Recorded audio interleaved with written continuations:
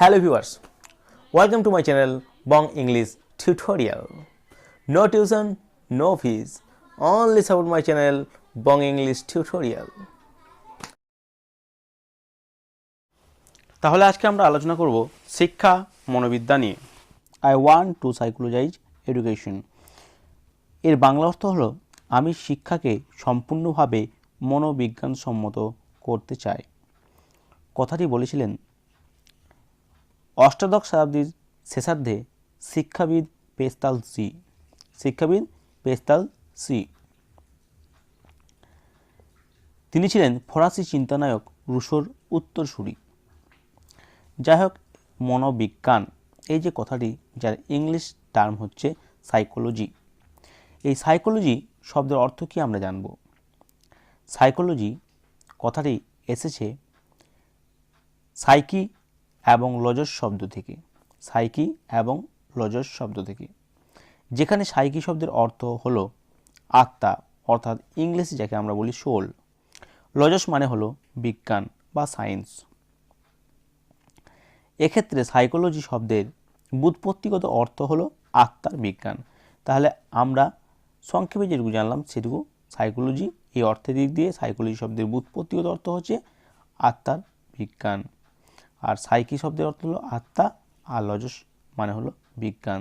তাহলে এখানে আমরা কি জানতে পারলাম? আত্মার বিজ্ঞান। কিন্তু এই সাইকোলজি যে টার্মটা, এই সাইকোলজির সংজ্ঞা বিশ্লেষণ করতে গিয়ে বিভিন্ন মনীষী, বিভিন্ন দার্শনিক বিভিন্ন সংজ্ঞার বর্ণনা করেছেন। ঠিক তেমনি কিছু মনীষী এবং দার্শনিকের বক্তব্য আমরা এখানে শুনব।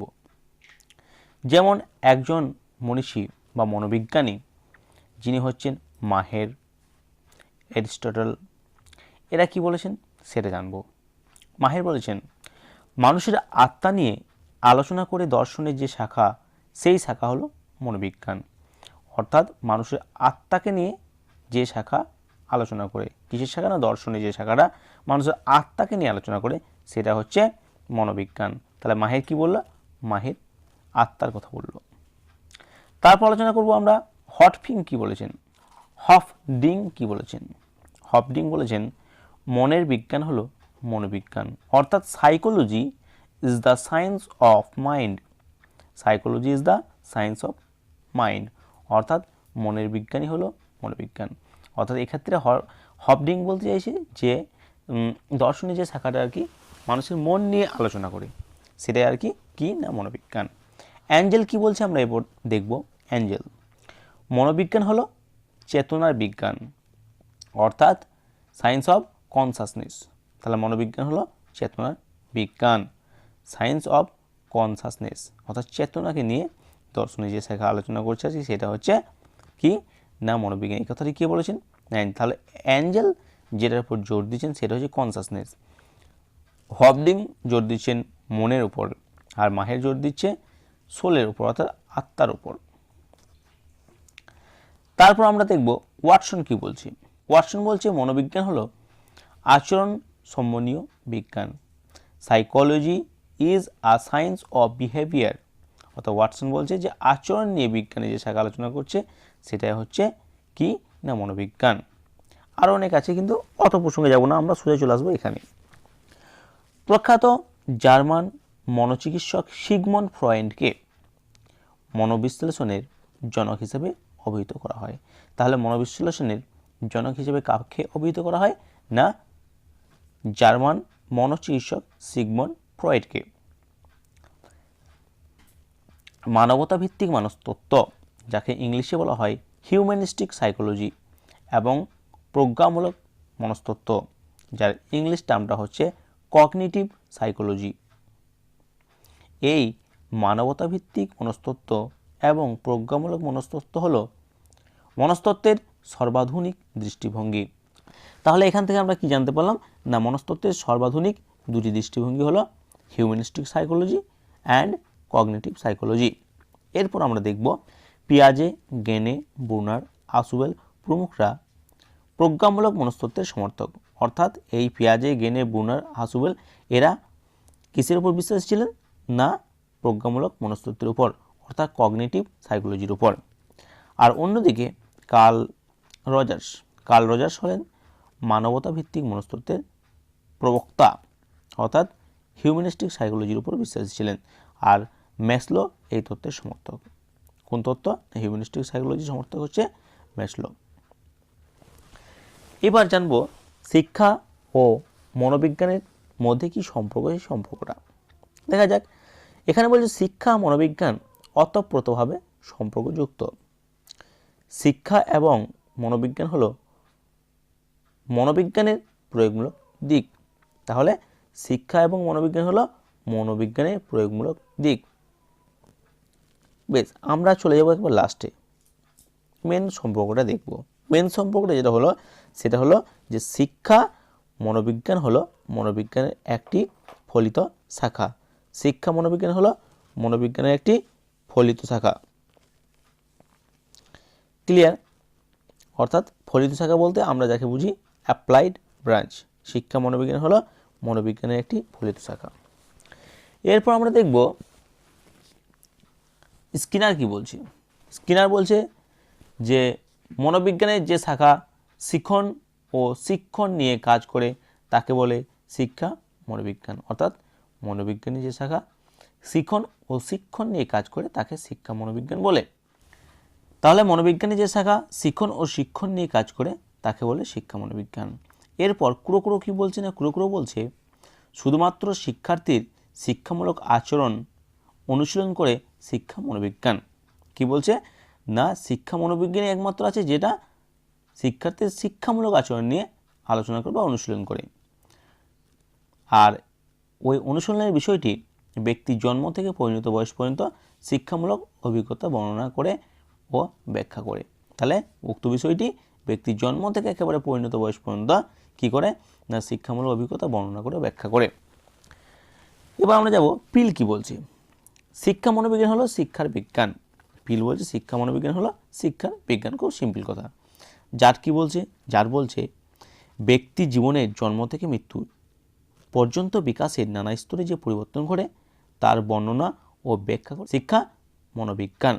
খুবই সুন্দর কথা। কি বলছে যার না ব্যক্তি জীবনে জন্ম থেকে মৃত্যু পর্যন্ত বিকাশের নানা স্তরে যে পরিবর্তন ঘটে তার বর্ণনা ও ব্যাখ্যা করে শিক্ষা মনোবিজ্ঞান।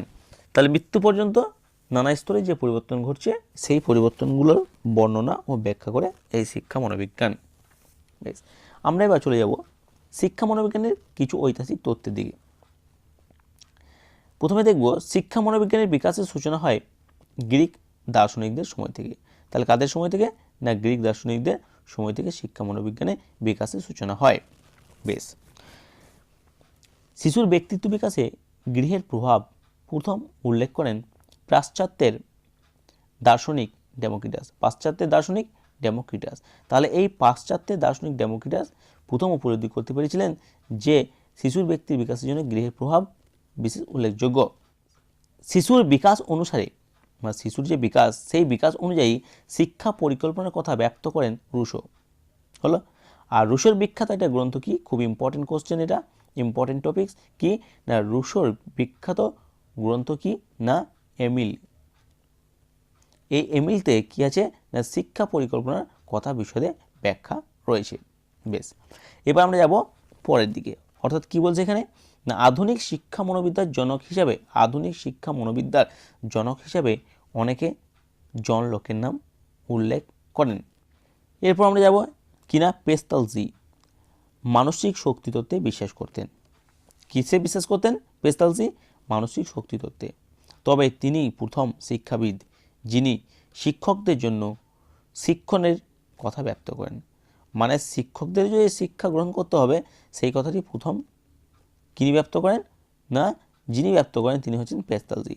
তার মানে শুধু শিক্ষার্থীরা যে শিক্ষা গ্রহণ করবে এমন নয়, যে শিক্ষক তাকেও কিন্তু শিক্ষা গ্রহণ করতে হবে, সেই কথাটি প্রথম ব্যক্ত করেন কে না পেস্তালজি। এরপর আমরা যাব জার্মান অধ্যাপক হারবার্ট ও ফ্রয়েবেল শিক্ষাকে রূপ দিতে চেয়েছেন কিসের উপর ভিত্তি করে না মনস্তত্ত্বের নীতির উপর ভিত্তি করে। তার মনস্তত্ত্ব নীতির উপর ভিত্তি করে শিক্ষাকে রূপ দিতে চেয়েছিলেন কে? জার্মান অধ্যাপক হারবার্ট ও ফ্রয়েবেল। মানসিক শক্তি মতবাদে তারা বিশ্বাসী ছিলেন না, তারা মানসিক শক্তি মতবাদে বিশ্বাসী ছিলেন না। ফ্রয়েবেল যে নতুন শিক্ষা পদ্ধতি উদ্ভাবন করেন সেটি পরিচিত কিন্ডারগার্টেন রূপে। তাই ফ্রয়েবেল একটা শিক্ষা পদ্ধতি উদ্ভাবন করেছিলেন। কীরকম শিক্ষা? নতুন একটা শিক্ষা পদ্ধতি, যেটি পরিচয় কী লাভ করে না, যেটি কিন্ডারগার্টেন রূপে পরিচিত, কিন্ডারগার্টেন রূপে পরিচিত। এরপর 1890 অর্থাৎ 1890 সালে উইলিয়াম জেমস প্রকাশিত প্রিন্সিপালস অফ সাইকোলজিতে মনোবিজ্ঞানের সক্রিয় দৃষ্টিভঙ্গির কথা বলেন। তাহলে কত সালে? 1890 সালে। কে? না উইলিয়াম জেমস। প্রকাশিত তার কি না প্রিন্সিপালস অফ সাইকোলজিতে কিসের কথা বলেন? না মনোবিজ্ঞানের সক্রিয় দৃষ্টিভঙ্গির কথা বলেন। এরপর প্রথম মনস্তত্ত্ববিদ হিসাবে আলফ্রেড বিনে, কে না আলফ্রেড বিনে ব্যক্তিগত বুদ্ধি অভিক্ষা তৈরি করেন। কি তৈরি করেছিলেন বিনে? না ব্যক্তিগত বুদ্ধির অভিক্ষা তৈরি করেন। শিক্ষা মনোবিজ্ঞানের পদ্ধতিসমূহ। শিক্ষা মনোবিজ্ঞানের উন্নতিকল্পে প্রয়োজনীয় তথ্য সংগ্রহের পদ্ধতি হলো, অর্থাৎ শিক্ষা মনোবিজ্ঞানের উন্নতি করার জন্য যে তথ্যগুলো সংগ্রহ করতে হয় সেগুলি হচ্ছে, সেই তথ্য সংগ্রহের পদ্ধতিগুলো হলো কি?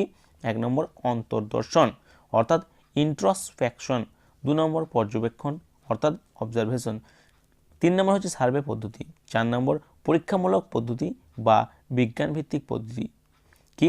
পরীক্ষামূলক পদ্ধতি বা বিজ্ঞানভিত্তিক পদ্ধতি, যাকে ইংলিশে বলা হয় এক্সপেরিমেন্টাল মেথড। এরপর 5 নাম্বার যেটা, সেটা হচ্ছে ক্লিনিক্যাল মেথড অর্থাৎ ক্লিনিক্যাল পদ্ধতি। শিক্ষা মনোবিদ্যার বিষয়বস্তু বা শিক্ষা মনোবিজ্ঞানের পরিধিগুলো অনেক কিছু আছে। পরিধিগুলো কি কি রয়েছে? পরিধির মধ্যে রয়েছে শিক্ষণ প্রক্রিয়া, বিকাশের ধারা, প্রাথমিক মানসিক উপাদান, শিখন সঞ্চালন, ব্যক্তি সঞ্চার বিকাশ, মূল্যায়ন ও পরীক্ষা, রাশিবিজ্ঞান, পরিসংখ্যান, অভিযোজন পদ্ধতি, মানসিক স্বাস্থ্য, ব্যক্তি স্বাতন্ত্র্য, শ্রেণীকক্ষের পরিচালনা, পরামর্শদান ও নির্দেশনা, ব্যতিক্রমী শিশুদের শিক্ষা, শিক্ষা মনোবিজ্ঞানের গবেষণা। এই শিক্ষা মনোবিজ্ঞানের যে শিক্ষাক্ষেত্রের ভূমিকাটা আর কি, সেই শিক্ষা মনোবিজ্ঞান 2 ভাগে ভাগ করা হয়। একটা হচ্ছে তাত্ত্বিক দিক অর্থাৎ থিওরিটিক্যাল, আর একটা হচ্ছে ব্যবহারিক দিক অর্থাৎ প্র্যাকটিক্যাল। তাত্ত্বিক দিক দিয়ে রয়েছে শ্রেণীকক্ষে শিখন সম্পর্কে জ্ঞান, ব্যক্তির বিকাশ সম্বন্ধে জ্ঞান, কার্যকরী শিখন পদ্ধতি, ব্যক্তিগত পদ্ধতি, মানসিক স্বাস্থ্য সম্বন্ধে জ্ঞান, শিক্ষার্থীর সমস্যা সমাধান, শিক্ষার উদ্দেশ্য নির্ণয়, শিখনের দ্বারা পরিবর্তনের পরিমাপ, পাঠক্রম গঠন, ব্যতিক্রমী শিক্ষার্থীর জন্য বিশেষ ব্যবস্থা, দলগতিময়তা, ধনাত্মক দৃষ্টিভঙ্গির বিকাশ, গবেষণা। আর ব্যবহারিক দিক দিয়ে রয়েছে শিক্ষা প্রদীপনের ব্যবহার, শৃঙ্খলার সমস্যা, সময় তালিকা, গণতান্ত্রিক প্রশাসন, নতুন চিন্তাধারা প্রয়োগ, পাঠ্যপুস্তক তৈরি সহ পাঠ্যক্রমিক কার্যাবলী। এরপর শিক্ষাবিদ ইয়র্কম্যান সিম্পসন, কে না শিক্ষাবিদ ইয়র্কম্যান সিম্পসন নিম্নলিখিত 9টি শিখন বৈশিষ্ট্যের কথা উল্লেখ করেছেন। কী কী? 1 নম্বর হচ্ছে শিখন হলো সামঞ্জস্য বিধান, শিখন হলো ক্রমবর্ধনশীল, শিখন হলো সুসংগঠিত অভিজ্ঞতা, শিখন হলো বুদ্ধিভিত্তিক সৃজনশীল পদ্ধতি, শিখন হলো উদ্দেশ্যভিত্তিক প্রক্রিয়া, শিখন হলো সক্রিয়তা সৃষ্টিকারী, শিখন হলো পরিবেশের ফলশ্রুতি, শিখন হলো সমাজ ও বাস্তব উভয় প্রকার ভিত্তি আছে, আর শিখন হলো শিক্ষার্থীর আচরণ প্রস্ফুটিত করে। বেশ, এবার দেখো আধুনিক শিক্ষা মনোবিজ্ঞানে যে 4টি বিষয়কে স্থান দেওয়া হয়েছে সেগুলো কি কি, এটা খুব ইম্পর্টেন্ট। আধুনিক শিক্ষা বিজ্ঞানে 4টি বিষয়কে কি দেওয়া হয়েছে না স্থান দেওয়া হয়েছে। একটা হচ্ছে নির্মিতিবাদ অর্থাৎ কি না কনস্ট্রাকটিভিজম একে বলা হয় নির্মিতিবাদ। 2 নম্বর হচ্ছে শ্রেণীকক্ষে ছাত্রের বৈচিত্র্য অর্থাৎ স্টুডেন্ট ডাইভার্সিটি ইন ক্লাসরুম। 3 নম্বর হচ্ছে শিক্ষার্থীর শিক্ষণের পদ্ধতি এবং রূপ, যাকে ইংলিশে বলা হয় students learning approaches and style. আর 4 নম্বর যেটা, সেটা হচ্ছে শিক্ষণের উপর বিদ্যালয় বহির্ভূত পরিবেশের প্রভাব অর্থাৎ আউট অফ স্কুল ইনফ্লুয়েন্সেস, স্কুলের বাইরে যেগুলো হয় সেগুলো। এবার আমরা কিছু এমসিকিউ সম্বন্ধে আলোচনা করব। দেখা যাক তাহলে, আমি বলছি তোমরাও চেষ্টা করবে সলভ করার। 1 নম্বর কোশ্চেন এমসিকিউ এর বলছে মানুষের আত্মা নিয়ে আলোচনা করে দর্শনের যে শাখা, সেই শাখা হলো মনোবিজ্ঞান উক্তিটি কে করেন? মাহের, অ্যাঞ্জেল, হফডিং না রুশো? উত্তরটা হচ্ছে মাহের, অর্থাৎ এটা। 2 নম্বর, মনোবিজ্ঞান হলো আচরণ সম্বন্ধীয় বিজ্ঞান, কে বলেছেন? মাহের বলেছেন, হফডিং, অ্যাঞ্জেল না ওয়াটসন?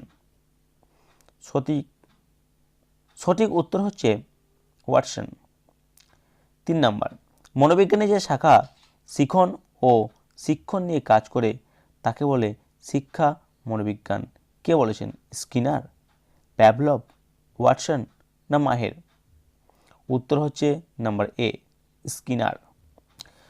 সমাজ বিচ্ছিন্ন ব্যক্তির অস্তিত্ব কল্পনা করা যায় না, উক্তিটি করেন রুশো, রেমন্ড, মাহের না ডিউই? উত্তরটি হচ্ছে বিয়েটা, কি না রেমন্ড। 5, শিক্ষা যেহেতু দর্শনের ব্যবহারিক প্রয়োগ সেহেতু এটা জীবনের প্রতিটি বিষয়কেই ছুঁয়ে যায়, উক্তিটি করেন কে? পার্সিনান, ডিউই, রেমন্ড না মাহের? কারেক্ট আনসার হচ্ছে পার্সিনান। সামাজিক চুক্তি নীতির প্রবর্তক হলেন কে? না রেমন্ড, হ্যাগেল, পার্সিনান না হফডিং? কারেক্ট আনসার হচ্ছে বিয়েটা, হ্যাগেল। নাম্বার 7, আধুনিক শিক্ষার জনক হলেন হার্বার্ট, রুশো, গান্ধীজি না বিদ্যাসাগর? কারেক্ট আনসার হচ্ছে বি, রুশো, যাকে আমরা বলি প্রয়োগমূলক শিক্ষা। মুদালিয়ার কমিশন গঠিত হয় 1909, 1937, 1952 না 1964? কারেক্ট আনসার হচ্ছে সি এটা, 1952। চরিত্র গঠনই হলো শিক্ষা চরম আদর্শ, উক্তিটি করেন হার্বার্ট, স্কিনার, রেমন্ড না হ্যাগেল? কারেক্ট আনসার হচ্ছে এটা, কি না হার্বার্ট। ডেমোক্রেসি অ্যান্ড এডুকেশন গ্রন্থিটি রচনা করেন হার্বার্ট স্পেন্সার, লক্ষণ স্বামী মুদালিয়ার, পার্সিনান না জন ডিউই? কারেক্ট আনসার হচ্ছে ডিএটা, জন ডিউই। 11, ভারতীয় শিক্ষা কমিশন কি নামে পরিচিত? Kothari commission, Mudaliar commission, NCERT না ইউজিসি? কারেক্ট আনসার হচ্ছে এটা, কি না কোঠারি কমিশন। লাস্ট কোশ্চেন আজকের জন্য তোমাদের হচ্ছে লাস্ট কোশ্চেন, রিপাবলিক গ্রন্থটি রচনা করেন কে? রুশো, প্লেটো, স্পেন্সার না রেমন্ড? কারেক্ট আনসার হচ্ছে বিয়েটা, কি না প্লেটো। তাহলে ভিউয়ার্স আজকের মতো এখানেই। Hope to meet you again with another topic.